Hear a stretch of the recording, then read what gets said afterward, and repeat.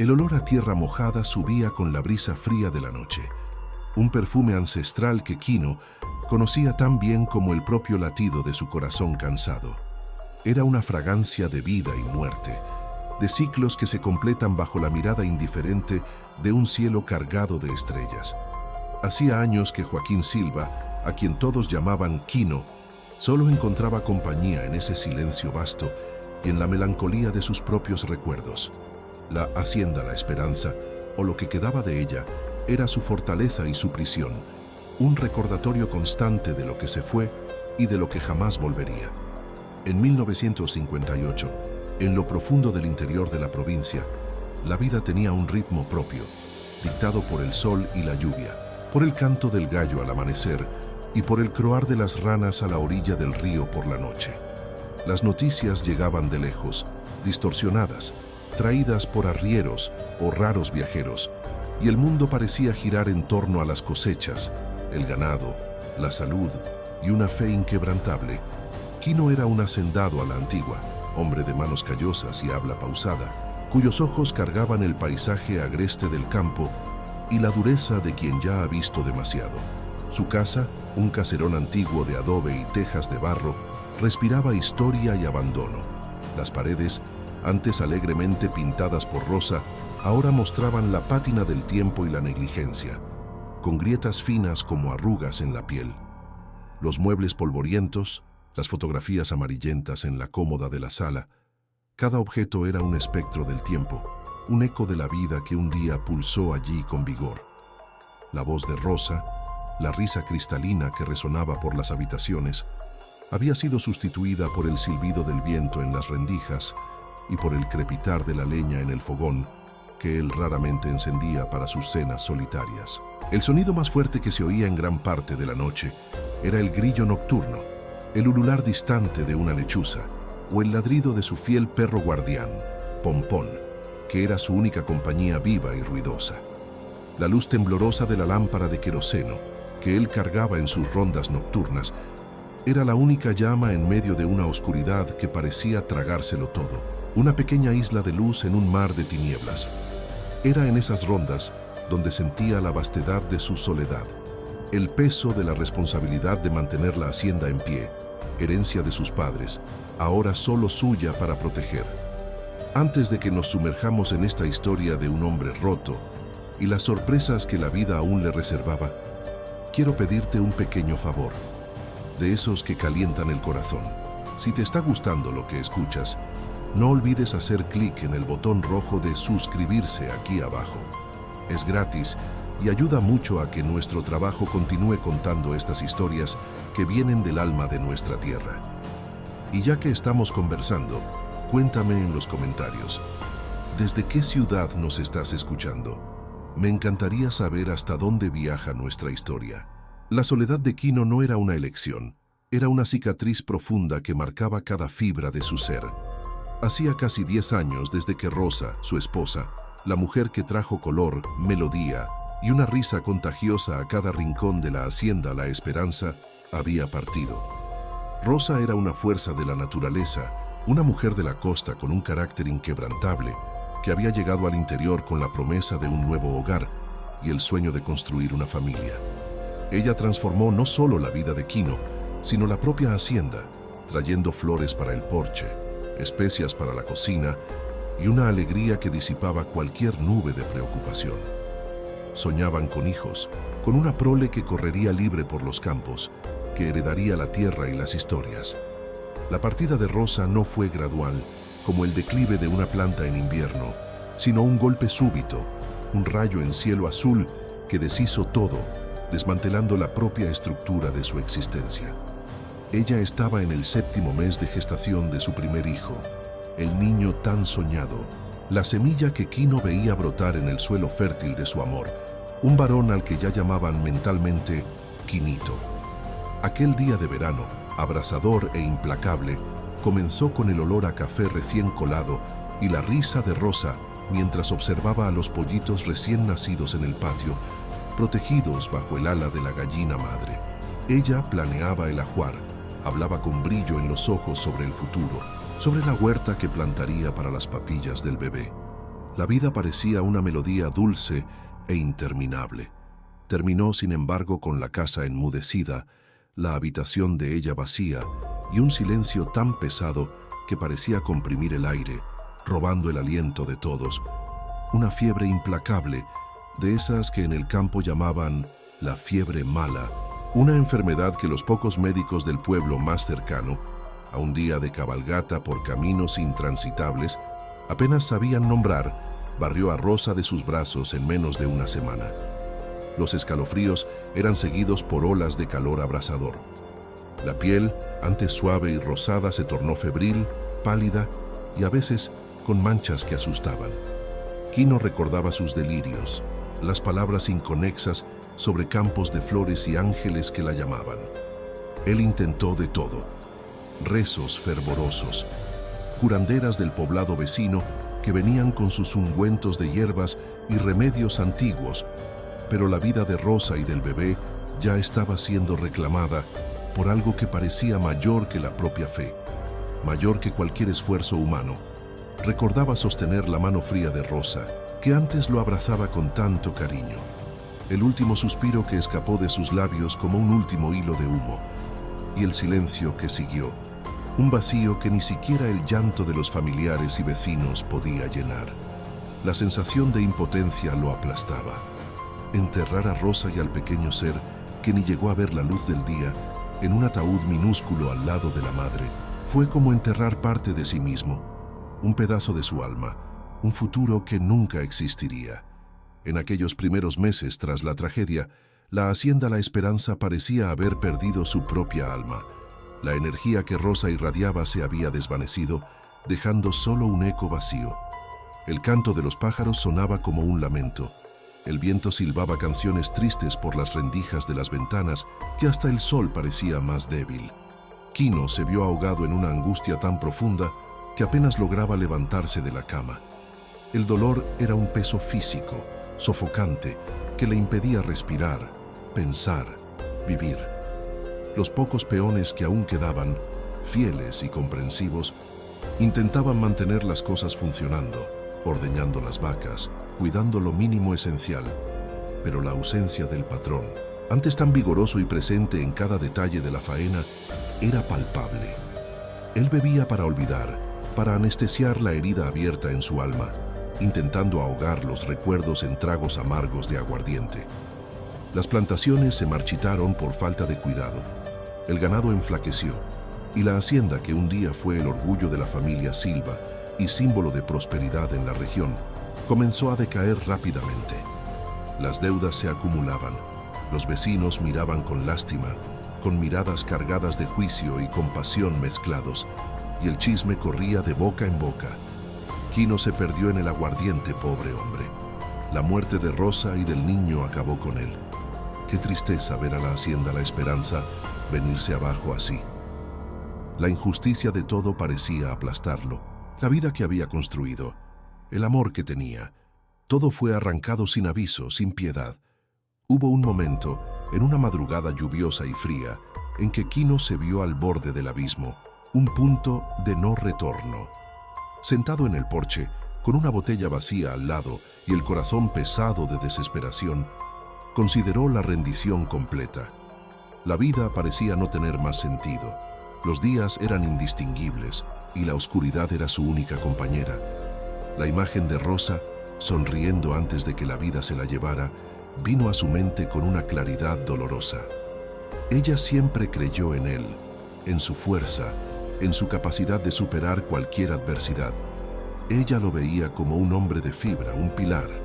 Era un vislumbre del amor que compartían y que ahora él estaba deshonrando, dejando que todo lo que construyeron juntos se desintegrara. Aquella noche fue el punto de inflexión, el choque que lo despertó de su letargo autodestructivo. No podía permitir que la hacienda La Esperanza, el legado de su familia, el sueño que él y Rosa construyeron juntos, se convirtiera en ruina. No podía fallarle a su memoria, ni al hijo que nunca llegó a conocer. Lanzó la botella al matorral con un grito ahogado e hizo una promesa para sí mismo y para la memoria de Rosa. Se levantaría, no por alegría, sino por honor, por persistencia. por la terquedad de quien se rehúsa a ser totalmente vencido. Sería un homenaje a la mujer que amó, a la vida que no pudo ser. Y así comenzó su penosa jornada de regreso, una subida empinada y solitaria. Los años siguientes fueron de trabajo arduo, de sudor y de un silencio autoimpuesto que se convirtió en su armadura. Kino se arrojó a la tierra con una furia contenida, como si cada semilla plantada, cada cerca reparada, cada animal cuidado pudiera borrar un poco del dolor que sentía, o al menos dar un propósito a su existencia vacía. Pagó las deudas una a una, negociando con los acreedores, vendiendo parte del ganado, pero sin jamás ceder ni un pedazo de su tierra. Recuperó los pastizales secos, reestructuró la plantación de café, que era el corazón de la hacienda, y garantizaba su subsistencia. Poco a poco, la hacienda La Esperanza recuperó su vigor productivo. Los vecinos, antes piadosos y llenos de chismes, ahora lo admiraban con un respeto reacio. Kino es un ejemplo de fuerza y persistencia, decían, sin saber que su fuerza era solo la cáscara endurecida de un hombre roto. Por dentro, era un hombre hueco, asediado por fantasmas y un vacío que el tiempo no llenaba. Despidió a la mayoría de los pocos empleados que quedaban, prefiriendo hacer el trabajo pesado solo o con la ayuda esporádica de uno u otro peón temporal que venía para la cosecha y se iba poco después. La compañía humana se volvió una carga. Las sonrisas y conversaciones ajenas parecían intrusos en su penitencia particular, en su burbuja de dolor y trabajo. La casa permaneció grande y vacía, las pertenencias de Rosa intocadas en su habitación, un santuario de dolor y memoria que él jamás osaba profanar. Comía solo, muchas veces al borde de la hoguera o en el patio, mirando al cielo. Leía la Biblia por la noche, buscando algún consuelo en las palabras antiguas, y se entregaba al sueño pesado, que no siempre lograba apagar los sueños que lo traían de vuelta a aquellos días de felicidad, y enseguida a la agonía de la pérdida, despertándolo con el corazón oprimido. Kino se convirtió en una sombra en el paisaje, un hombre que conversaba más con la tierra y con los animales que con sus semejantes. Las pocas veces que iba al pueblo, era solo para comprar suministros y vender su producción, evitando las miradas curiosas y los intentos de charla. Sabía que la gente quería saber si había superado el duelo, si pensaba en recomenzar, en casarse de nuevo. Un hombre no puede vivir solo para siempre, Kino, decían las señoras con la mejor de las intenciones, pero él sentía las palabras como astillas en carne viva. Pero ¿cómo podría, si una parte tan esencial de sí mismo había muerto junto con Rosa? Se convirtió en un ermitaño en medio de su propia riqueza, un solitario en un vasto mundo de vida, un hombre que había desistido de buscar la felicidad, contentándose apenas con existir. El sol ya se había puesto completamente, pintando el cielo de tonos anaranjados, púrpuras y azules oscuros, y ahora la negrura engullía las últimas luces del día, dejando apenas la promesa de una noche fría. Kino estaba en su ronda habitual, verificando la cerca de alambre de púas que dividía su propiedad del denso bosque que se extendía por kilómetros, un mar de vegetación impenetrable. El viento mecía las copas de los árboles, creando susurros fantasmales que parecían voces antiguas, y la oscuridad era casi absoluta, rota solo por la pequeña área iluminada por su lámpara de queroseno. Sentía el peso de los años en la espalda, el cansancio que no venía solo del trabajo físico, sino del alma. Era un cansancio existencial, la fatiga de cargar un dolor que no disminuía, solo se transformaba, camuflándose en la rutina, en la monotonía de días que se seguían unos a otros, sin esperanza. Estaba de hecho en el fondo del pozo de su propia melancolía, un pozo que él mismo había cavado, piedra por piedra, con la fuerza de su dolor y de su negativa a aceptar la posibilidad de un nuevo amanecer. Fue entonces cuando sus ojos, acostumbrados a la penumbra y a la lectura de sombras y movimientos de la naturaleza, captaron un movimiento inusual en el camino de tierra que serpenteaba a través del pantano y del cafetal. Lejos de cualquier vivienda, un camino casi olvidado. Una figura esbelta, que apenas se distinguía de la sombra de los árboles altos, avanzaba lentamente, tambaleante, casi tropezando a cada paso. A medida que la lámpara de Quino proyectaba su luz amarillenta sobre el polvo y las piedras del suelo, el hacendado frunció el ceño, los músculos de la cara contraídos, el corazón dando un salto inesperado, un latido que él pensó haber olvidado. No era un animal, ni un vecino volviendo de alguna faena nocturna atrasada, ni un viajero perdido buscando refugio. Era una mujer, y en sus brazos, un bulto mal hecho y apretado revelaba la silueta inconfundible de un bebé, pequeño e inmóvil. Completamente harapientos, exhaustos, al borde del colapso físico y tal vez mental, caminaban hacia ninguna parte o hacia el abismo, en medio de aquella noche helada y desoladora. El rostro de la mujer, cuando la luz de la lámpara la alcanzó, estaba pálido y marcado por el hambre y la desesperación, los ojos enormes y vacíos. Quino se detuvo, la lámpara temblando ligeramente en sus manos callosas, el cuerpo rígido por la sorpresa y por un miedo desconocido. ¿Qué sería aquello? ¿Quiénes serían esas almas perdidas? ¿Y por qué el destino, que él juraba le había dado la espalda hacía tanto tiempo, estaba ahora poniendo esas dos vidas indefensas en su camino, justo allí, en su hacienda La Esperanza, en el punto más oscuro de su propia existencia? El silencio de la noche, antes su confidente y su escudo, ahora parecía guardar una pregunta urgente, una promesa de perturbación y tal vez de un nuevo comienzo. El corazón de Quino, que él pensaba estar petrificado, incapaz de sentir nada más que dolor y resignación, comenzó a latir de una forma que no sentía hacía mucho tiempo, una pulsación acelerada, viva. ¿Sería esto una maldición disfrazada o una inesperada bendición que la vida, en su ironía cruel, finalmente le ofrecía? La lámpara temblaba en las manos de Quino, no por el viento cortante, sino por una súbita descarga de adrenalina que corría por sus venas. ¿Qué sería aquello? ¿Quiénes serían esas almas perdidas? ¿Y por qué el destino, que él juraba le había dado la espalda hacía tanto tiempo, estaba ahora poniendo esas dos vidas indefensas en su camino? El silencio de la noche, antes su confidente y su escudo, ahora parecía guardar una pregunta urgente, una promesa de perturbación y tal vez de un nuevo comienzo. Por un instante Quino quiso darse la vuelta e ignorar. Quería huir de aquella escena, del compromiso no solicitado, de la responsabilidad que el peso de aquellas dos vidas parecía imponer.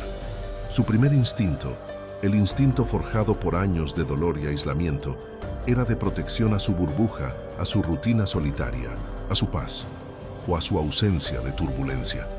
Pero la imagen de la mujer tambaleante con el bebé en brazos era demasiado fuerte. Tocaba una herida antigua, un eco de lo que él había perdido, del hijo que no conoció, de la esposa que se fue. Aquel era el tipo de escena que haría a cualquier hombre de bien detenerse, y Quino, a pesar de toda su dureza, aún era un hombre de principios, moldeado por el campo y por una educación religiosa severa que hablaba de caridad y acogimiento. La compasión, un sentimiento que él pensaba muerto junto con Rosa, comenzaba a burbujear en su pecho, débil, pero insistentemente. Dio un paso al frente, vacilante, y luego otro. El sonido de sus zapatos en la tierra batida hizo que la mujer levantara la cabeza, los ojos desorbitados, no de miedo inmediato, sino de un agotamiento tan profundo que rozaba la desesperación. Era joven, tal vez al inicio de los 20 años, pero la delgadez y la suciedad cubrían la belleza que probablemente poseía. El bebé, envuelto en un paño harapiento, emitía un gemido débil, casi imperceptible. «Buenas noches, muchacha», logró decir Quino, con la voz ronca por la falta de uso. Acercó un poco la lámpara, la luz amarillenta iluminando el rostro de ella. Los ojos de la mujer se abrieron un poco más y pareció intentar decir algo, pero solo un susurro inaudible escapó de sus labios agrietados. Negó con la cabeza, indicando que no tenía voz, o tal vez que no tenía nada que decir. «¿A dónde van así, por estos rumbos?», insistió Quino, el tono más suave ahora. Se acercó un poco más, notando los pies descalzos de la mujer cortados y sangrando. ¿Está perdida, muchacha? ¿Necesita ayuda? La mujer solo asintió, los ojos húmedos, una lágrima solitaria corriendo por su mejilla sucia.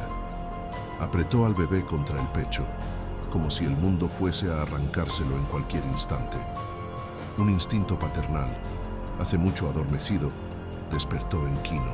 Recordó la última vez que sostuvo a un bebé, el hijo de un vecino años atrás, y la sensación de fragilidad y pureza de aquella vida. Vengan a la casa. La hacienda La Esperanza está ahí nomás.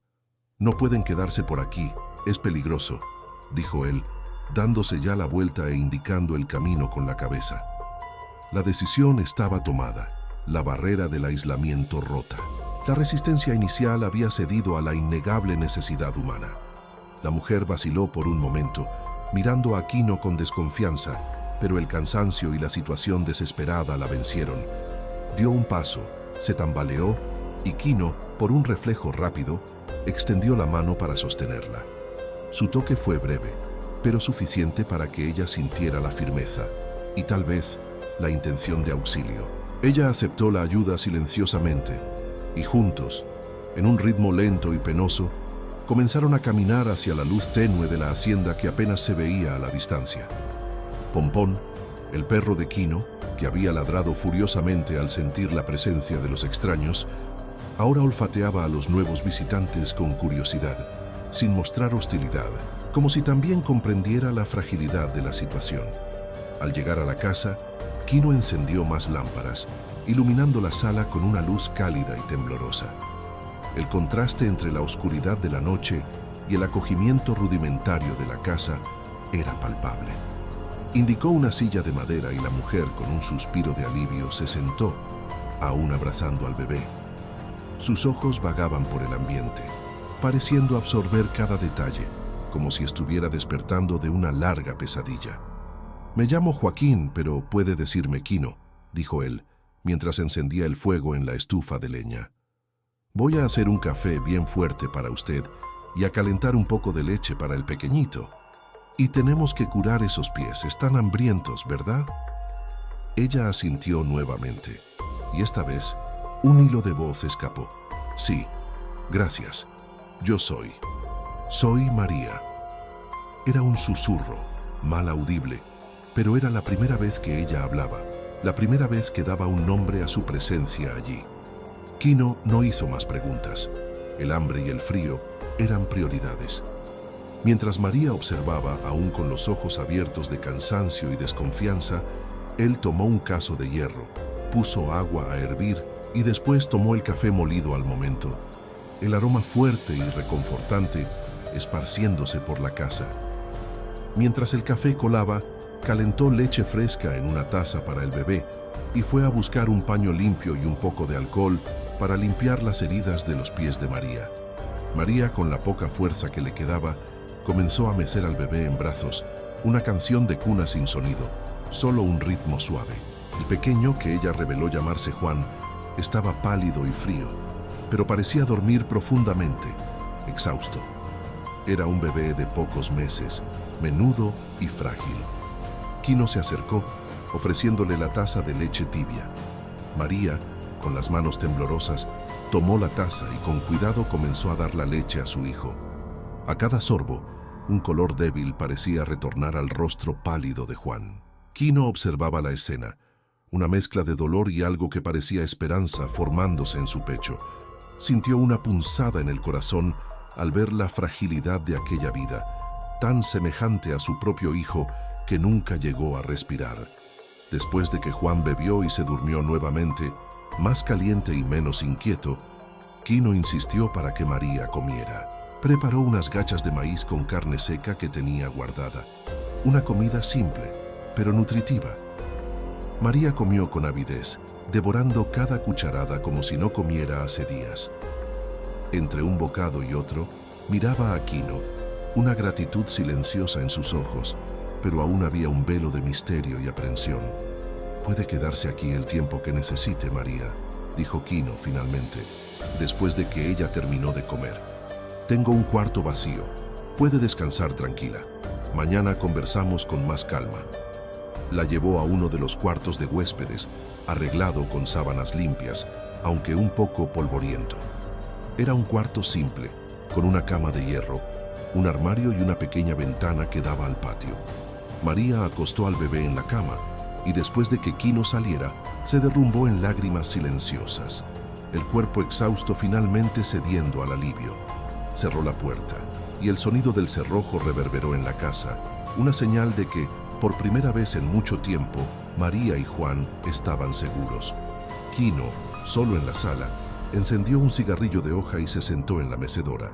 Pompón se echó a sus pies, olfateando el aire, como si sintiera el cambio que flotaba en la hacienda La Esperanza. Él miraba la lámpara, la llama bailando, y pensaba en aquellos ojos de María, en su silencio. Había algo más allí, algo que ella no estaba contando, algo que la había hecho huir hacia el medio de la nada con un bebé en brazos. Los días que siguieron fueron extraños. María, aún débil, ayudaba a Quino en la medida de lo posible, lavando la ropa, cuidando de la casa, siempre con Juan cerca, anidado en una cesta improvisada. Ella era observadora, aprendía rápido, y su presencia, aunque silenciosa, comenzó a llenar un poco el vacío de la casa. Poco a poco, el polvo en los muebles fue cediendo lugar al brillo. Las flores secas en los jarrones fueron sustituidas por nuevas, recogidas en el pequeño jardín que Rosa había mantenido. La casa, antes un museo de memorias, comenzaba a respirar nuevamente. María era una presencia delicada, casi fantasmal, pero su dedicación y cariño con Juan eran visibles. Se negaba a hablar sobre su pasado, su origen o el motivo de su huida. Siempre que Quino intentaba tocar el tema, ella desviaba la mirada o pedía cambiar el asunto, o simplemente se quedaba en silencio, una barrera infranqueable levantándose entre ellos. Esa negativa, ese silencio, apenas espesaba el misterio, pero Quino respetaba su tiempo.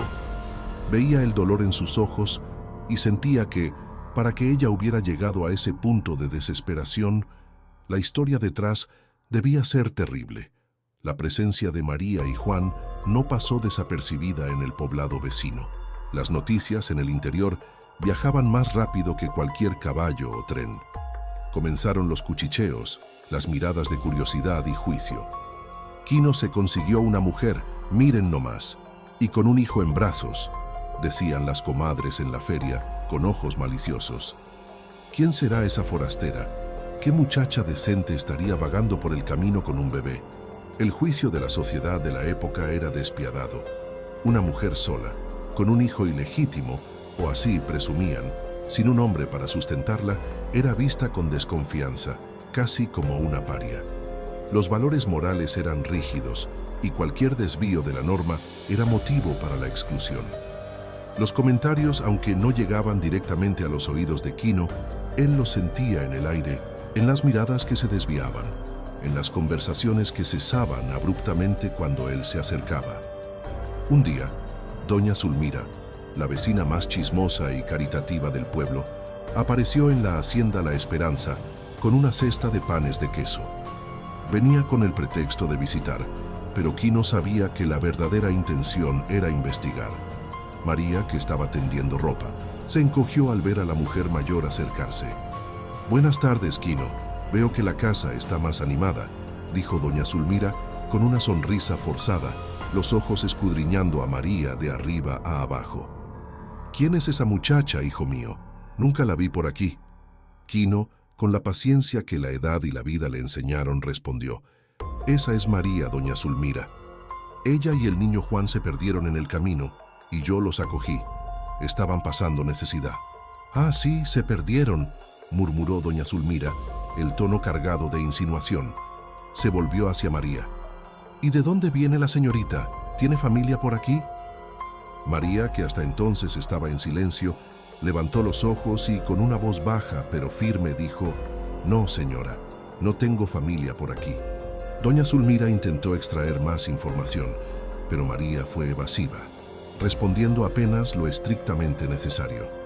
La mujer salió de la hacienda con más dudas que respuestas, pero con la certeza de que algo extraño flotaba sobre la nueva habitante.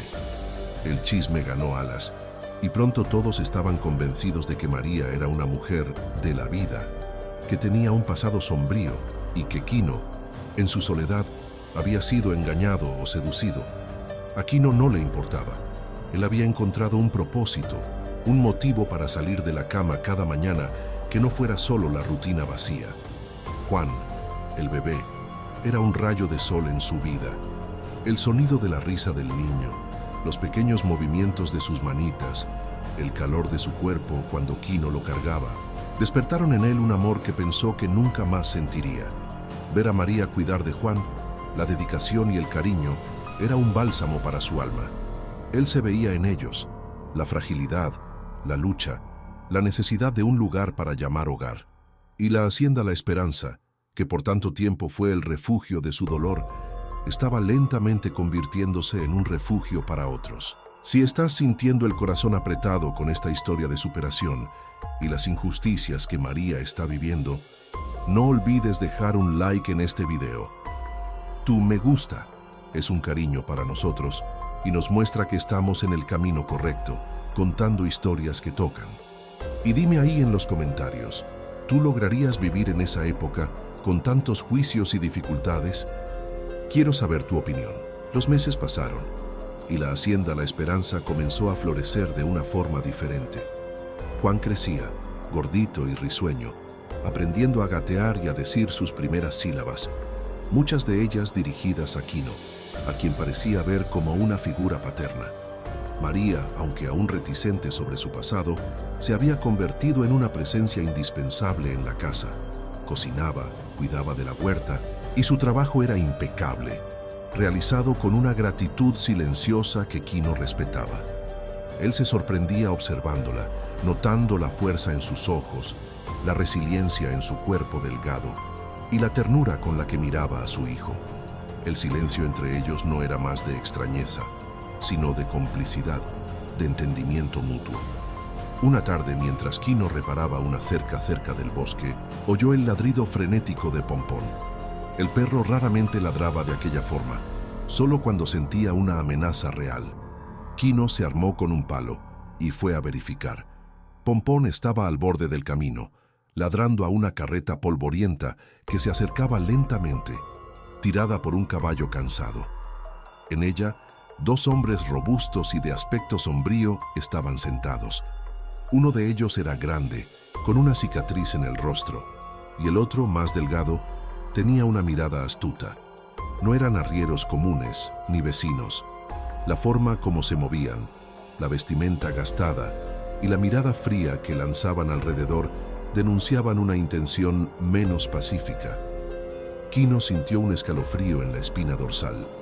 Había visto tipos como aquellos antes, hombres que trabajaban para alguien, que venían a cobrar algo o a buscar a alguien. La carreta paró algunos metros frente al portón de la hacienda. El hombre de la cicatriz bajó primero, los ojos barriendo la propiedad con una intensidad que heló a Quino. Parecía buscar algo o a alguien. El otro hombre, el más delgado, señaló hacia la casa. «Parece que el rastro termina aquí, bigotes», dijo el hombre delgado, con una voz arrastrada y una sonrisa siniestra. «La tal María, la que huyó con el mocoso. Creo que la encontramos». Quino sintió la sangre helarse en sus venas. El secreto de María, el misterio de su fuga, estaba a punto de ser revelado, y la amenaza real de la que ella parecía haber escapado estaba ahora a su puerta. Su paz, la frágil estructura de una nueva rutina, estaba a punto de desmoronarse, y con ella, la seguridad de María y Juan. Sostuvo el palo con más fuerza, el corazón latiendo desacompasado.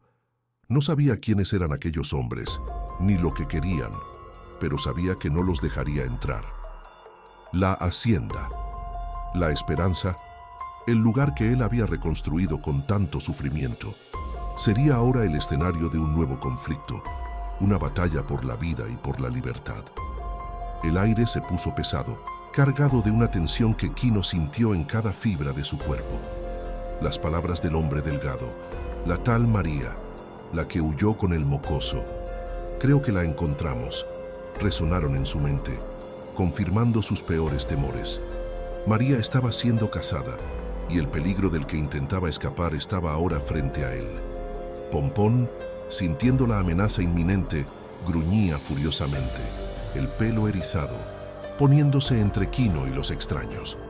¿Qué quieren aquí?, preguntó Quino, la voz baja pero firme, el palo en alto, listo para defenderse. Se sentía pequeño ante los dos hombres, pero la llama protectora que se había encendido dentro de él era más fuerte que el miedo. El hombre de la cicatriz en el rostro, el tal Bigotes, avanzó algunos pasos, una sonrisa cínica en los labios. Vaya, hacendado, no se haga el desentendido. Venimos a buscar lo que es nuestro. La muchacha María y el escuincle pertenecen al coronel Eusebio. El nombre Coronel Eusebio golpeó a Quino como un puñetazo en el estómago. Eusebio era un terrateniente cruel y poderoso de la región, conocido por su tiranía y por expandir sus tierras a la fuerza, o por medios aún más oscuros. Era un hombre temido, con conexiones en las autoridades y entre bandidos locales, y nadie osaba contrariarlo. María no está aquí, mintió Quino, intentando ganar tiempo. Su mirada se desvió rápidamente hacia la casa, donde María, probablemente, ya habría percibido el movimiento y estaría escondida con Juan. «Ah, no está, ¿verdad?», se burló el hombre delgado sacando un machete de la cintura. La hoja brilló peligrosamente bajo la luz tenue del atardecer. «Sabemos que está. Nos informaron. Ella es una fugitiva y al coronel no le gusta que huyan de sus tierras, y menos llevándose al hijo del patrón». La última frase cayó como una bomba. «Hijo del patrón». Aquellas tres palabras revelaron el núcleo del misterio de María. El bebé Juan no era solo su hijo, sino hijo de Eusebio. Un hijo ilegítimo, ciertamente, pero que representaba para el coronel una mancha en su reputación, o tal vez una amenaza futura a su herencia y poder. «Voy a preguntar de nuevo, hacendado», dijo Bigotes, la voz endurecida. «¿Dónde está la mujer? Si la entrega a ella y al niño por las buenas, nos vamos y no tocamos ni un pelo suyo. Si no, la hacienda La Esperanza se convertirá en cenizas». La amenaza era real, brutal. Incendio. Era una táctica común de los matones del coronel Eusebio para intimidar y destruir a quien lo desafiaba. Quino sintió el olor a humo antes incluso de que el fuego fuese encendido, una anticipación terrible. Había trabajado años para reerguir la hacienda, para honrar la memoria de Rosa, para dar un sentido a su propia existencia. Verla en llamas sería la ruina final, la pérdida de todo lo que le quedaba. «No voy a entregar a nadie», respondió Quino, su voz firme, sorprendiéndose a sí mismo. No sabía de dónde venía aquella valentía, tal vez de la memoria de Rosa, o de la risa de Juan, o de la determinación de María. Bigotes miró a su compañero y sonrió, una sonrisa sin humor. «¿Quiere jugar al héroe? Pues bien, empiecen por los graneros. Vamos a darle un incentivo al hacendado para cambiar de idea». Los dos matones comenzaron a moverse hacia los graneros, donde Quino guardaba las herramientas, las semillas y parte de la cosecha. Quino sabía que no tenía oportunidad contra los dos, armados y peligrosos, pero no podía dejarlos hacer eso. Con un grito de rabia y desesperación, se lanzó contra Bigotes, blandiendo el palo. El enfrentamiento fue rápido y brutal. Bigotes, más fuerte y experimentado, esquivó el golpe y lo alcanzó con un puñetazo en el rostro, haciendo tambalear a Quino. El otro matón, el delgado, aprovechó la distracción para arrojar un líquido inflamable en los graneros y enseguida lanzó un fósforo encendido. En cuestión de segundos, las llamas anaranjadas comenzaron a lamer las paredes de madera, el olor a humo y madera quemada llenando el aire. El corazón de Quino se apretó en angustia al ver la hacienda, su hogar, en llamas. Pero la visión del humo ascendente, irónicamente, le hizo ver algo más claro. No estaba luchando solo por un puñado de madera y bienes, sino por la vida de María y Juan, por la justicia, por la oportunidad de hacer lo correcto, de proteger a los indefensos. Era la redención que él ni sabía que buscaba. Bigotes se preparaba para dar otro golpe, cuando Quino oyó un grito agudo viniendo de la casa. Era María.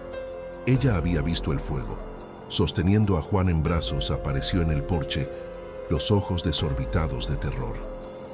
«Papá, corre», gritó ella, su voz ahogada por el llanto. Era la primera vez que ella lo llamaba papá, una palabra que tocó a Quino en un nivel más profundo que cualquier golpe. Aquella palabra, en aquel momento de desesperación, selló el destino de ellos. Él no era solo Quino, era el protector. Los matones la vieron. «Allí está, agarra a ella y al niño», ordenó Bigotes, y el hombre delgado corrió hacia la casa. Quino, a pesar del dolor y del vértigo, reaccionó con una fuerza que no sabía que poseía. Se lanzó sobre Bigotes, derribándolo. Los dos rodaron por el suelo, intercambiando golpes. Pompón, ladrando y mordiendo, se unió a la pelea, atacando las piernas de los matones.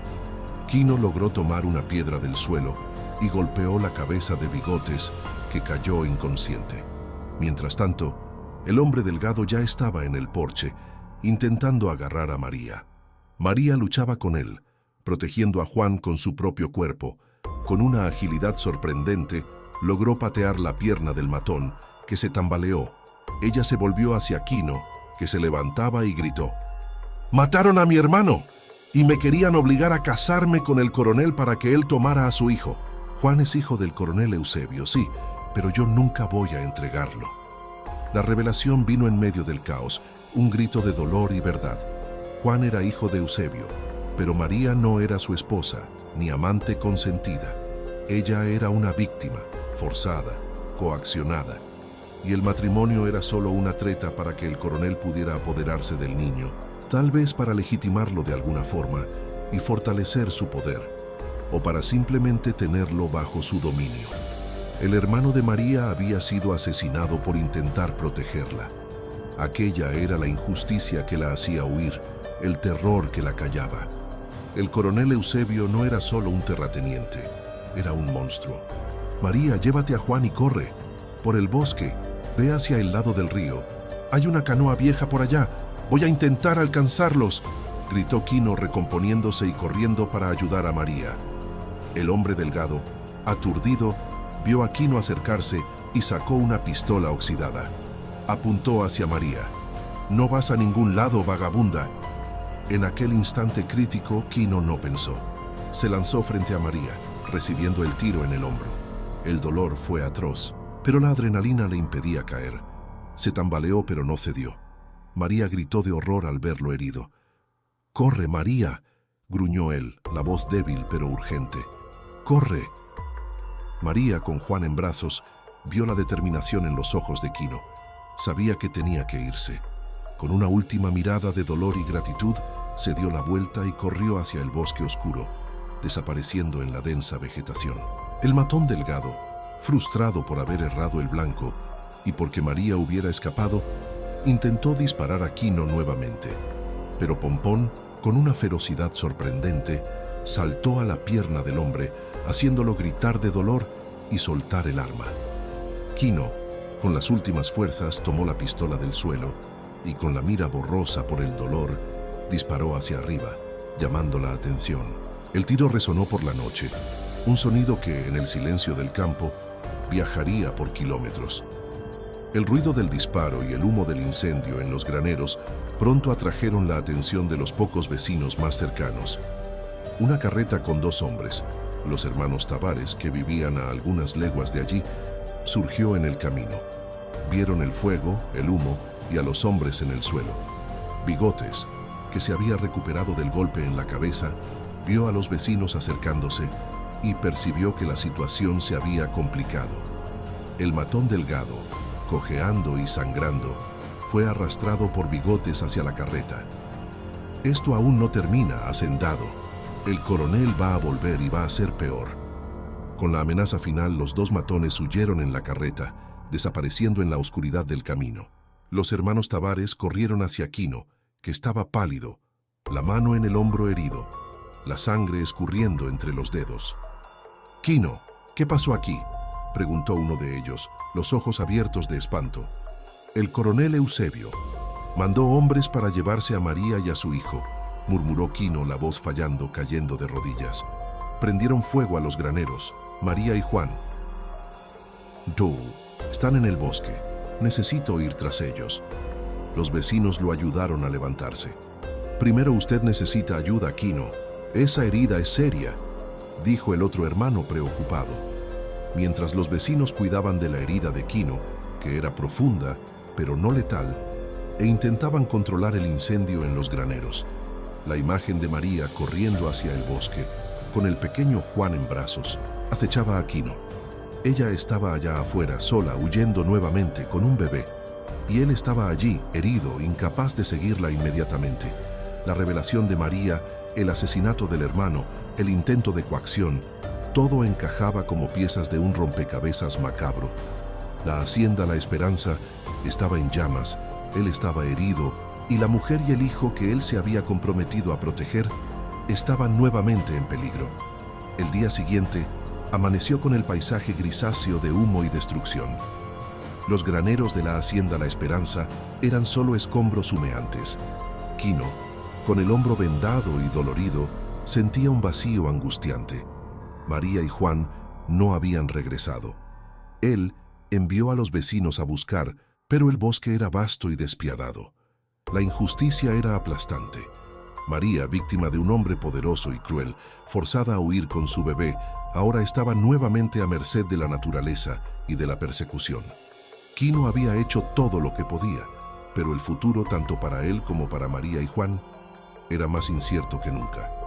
La verdad había sido expuesta, el monstruo Eusebio revelado, pero la justicia aún estaba lejos de hacerse. Si tú también crees que María y Juan merecen un final feliz y que el coronel Eusebio debe pagar por sus crímenes, deja un comentario con el hashtag Justicia por María. Tu voz importa. El sol salió al día siguiente, pero la hacienda La Esperanza estaba envuelta en un luto gris. El humo aún subía de los escombros de los graneros, un olor acre de destrucción que flotaba en el aire. Quino sentía el cuerpo molido por el dolor de la herida y por la angustia de la pérdida. María y Juan habían desaparecido en la inmensidad del bosque, y a cada hora que pasaba, la esperanza de encontrarlos disminuía. Los vecinos, solidarios, ayudaron a apagar los últimos focos de incendio y a socorrer a Quino, pero nadie tenía noticias de la madre y del bebé. La lucha que él pensó haber ganado la noche anterior parecía haber sido en vano. En los días que siguieron, Quino apenas lograba comer o dormir. Su hombro palpitaba, pero era el dolor en el corazón lo que más lo consumía. Él enviaba a los pocos hombres disponibles en la región a buscar, pero el bosque era un laberinto despiadado, y la posibilidad de que María hubiera sido capturada por los matones del coronel Eusebio, o peor, de haber sido víctima de la propia naturaleza salvaje, lo atormentaba. La casa, que por un breve periodo había sido llenada con la risa de un bebé y la presencia silenciosa de una mujer, volvió a ser un eco vacío, una cámara de recuerdos amargos. Se vio nuevamente en el fondo del pozo, pero esta vez el dolor era aún más agudo, pues había probado un vislumbre de redención, de propósito, y aquello le había sido arrancado brutalmente. Los días se transformaron en semanas. Quino se recuperaba lentamente de la herida física, pero la herida en su alma permanecía abierta. Comenzó la reconstrucción de los graneros con la ayuda de los vecinos, un trabajo arduo y silencioso. Cada clavo martillado, cada tabla levantada, era un acto de terquedad contra el destino, una promesa silenciosa de que no sería completamente aplastado. Pero la ausencia de María y Juan era una sombra constante, hasta que, en una tarde soleada, cerca de un mes después del ataque, Pompón comenzó a ladrar frenéticamente en dirección al camino de tierra. Quino, que estaba trabajando en la reconstrucción de una cerca, levantó la cabeza. Su corazón se disparó. Una figura pequeña y vacilante apareció en la curva del camino, caminando lentamente hacia la hacienda. Era María. En sus brazos, un Juan un poco más delgado, pero visiblemente vivo y seguro. Quino soltó las herramientas y corrió, la herida en el hombro casi olvidada. María, al verlo, soltó un sollozo de alivio y sus ojos se llenaron de lágrimas. Estaba exhausta, los trapos aún más sucios y rasgados, pero había una fuerza renovada en su mirada. Ella lo había logrado. «María», exclamó Quino, alcanzándola y abrazándola con cuidado. «Gracias a Dios, están bien». María se derrumbó en sus brazos, llorando y riendo al mismo tiempo. «Lo logramos, papá, lo logramos. Caminé por días, escondiéndome, comiendo lo que encontraba, hasta que encontré un pequeño poblado bien distante donde fui acogida. Pero necesitaba volver. Sabía que tú estarías aquí». Ella contó que había encontrado una pequeña comunidad de cimarrones, escondida en las profundidades del bosque, donde fue acogida y alimentada. Allí ella escuchó historias de los matones de Eusebio rondando la región y esperó el momento justo para volver. Aquella comunidad, acostumbrada a vivir en la clandestinidad y a protegerse de los abusos de grandes terratenientes, le había enseñado sobre los senderos del bosque y cómo sobrevivir. Y allí ella había decidido que no huiría más. Volvería a la hacienda La Esperanza, a Quino, al único hogar seguro que conoció. El regreso de María y Juan fue un bálsamo para Quino. La casa volvió a tener vida, a tener los sonidos de la infancia y de la ternura. La risa de Juan, ahora más fuerte y frecuente, llenaba las habitaciones, y la presencia de María era como un hilo de luz que iba deshaciendo la oscuridad de los años de luto. Quino sentía una alegría que hacía mucho tiempo no experimentaba, una alegría teñida de gratitud y de un nuevo propósito. Pero la amenaza del coronel Eusebio aún flotaba en el aire. Quino sabía que él no desistiría fácilmente. Necesitaba un plan, una estrategia para proteger a María y a Juan de una vez por todas. Pensó en huir, pero la hacienda La Esperanza era su vida, su legado. No podía simplemente abandonar todo. Fue entonces cuando Quino decidió que la única forma de garantizar la paz sería enfrentando a Eusebio. Buscó a los vecinos más respetados, aquellos que también habían sufrido en manos del coronel, y contó la historia de María, del asesinato del hermano, del intento de forzar el matrimonio para apoderarse de Juan. Las palabras de María, llenas de dolor y verdad, movilizaron a la pequeña comunidad. La revelación de que Eusebio era capaz de tal crueldad, de usar la fuerza para coaccionar y robar vidas, hizo que la gente, antes amedrentada, comenzara a unirse. Un viejo vaquero, que había presenciado actos semejantes de Eusebio en el pasado, pero nunca había tenido el valor de levantarse, decidió hablar. «Basta de tiranía», dijo él, sus ojos húmedos de rabia y determinación. «No podemos dejar más que haga lo que quiera». Quino y los vecinos reunieron las pruebas que pudieron, testimonios, relatos e incluso algunas evidencias de tierras robadas. Sabían que enfrentar a Eusebio no sería fácil, pues tenía conexiones con el comisario de la pequeña ciudad. Pero Quino había encontrado un propósito mayor que la propia vida, la protección de su nueva familia, la búsqueda de justicia para María. Con la ayuda de los hermanos Tavares y de otros hacendados valientes, Quino viajó a la capital de la provincia, a una distancia considerable, donde esperaba encontrar autoridades que no estuvieran bajo la influencia de Eusebio. Llevaron la historia de María, la prueba del ataque a los graneros, el testimonio de los vecinos y las denuncias de otros crímenes del coronel. La valentía de María, que lo acompañó, aún con miedo, y la firmeza de Quino, que contaba cada detalle con la pasión de un padre defendiendo a su hijo, tocaron a un joven fiscal, recién llegado de la capital, con ideales de justicia y aversión a la corrupción.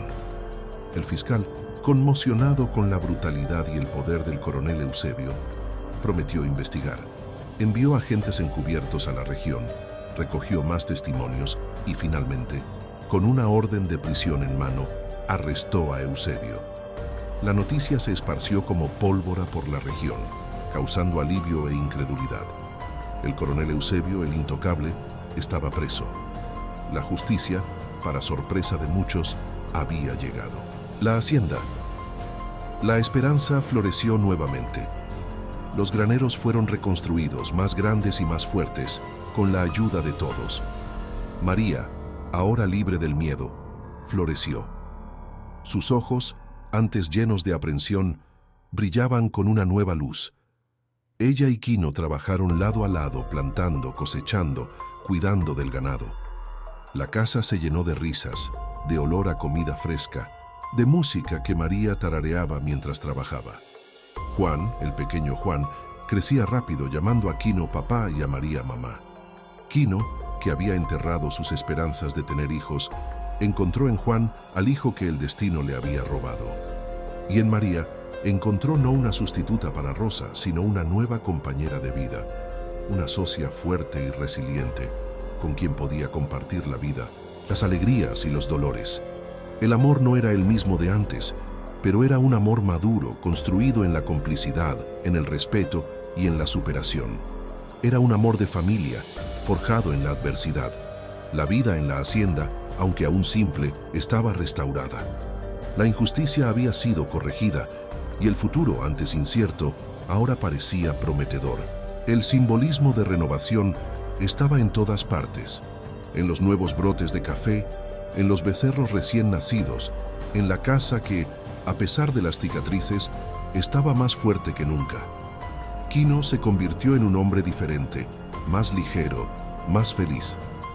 La soledad que lo corroía por años había sido disipada por el amor, por la familia y por el valor que encontró para luchar por lo que era correcto. Si llegaste hasta aquí, si te emocionaste con la jornada de Quino, María y Juan, con la superación del dolor y la búsqueda de justicia, no olvides dejar tu like. Eso nos ayuda mucho a continuar contando historias que tocan el corazón y nos recuerdan la fuerza del espíritu humano. Si aún no te has suscrito al canal, haz clic en el botón rojo para ser parte de nuestra comunidad y no perderte ninguna de nuestras próximas historias. Y si conoces a alguien que necesita una dosis de esperanza y valor, comparte este video. Vamos a esparcir estas lecciones de vida. Y para ti, mujer fuerte y guerrera que nos acompañas, que ya viviste tanto y sabes el valor de cada batalla, de cada nuevo comienzo, sabe que tu fuerza es la inspiración para historias como la de María. Que continúes encontrando la esperanza en los momentos más difíciles y luchando por lo que crees. Quino, sentado en el porche al lado de María, observaba a Juan jugar en el patio con Pompón, un niño libre y feliz, bajo el sol fuerte del valle. La hacienda La Esperanza, su legado y su refugio, no era más solo un recordatorio de pérdidas, sino un testimonio de recomienzos. Se había transformado en un símbolo de resiliencia, de la capacidad del ser humano de encontrar la luz incluso en las más profundas tinieblas. La vida, en su sabiduría, le había quitado mucho, pero también le había dado la oportunidad de reescribir su propia historia, de un hombre roto a un patriarca de una familia que él eligió, no por sangre, sino por amor y por justicia.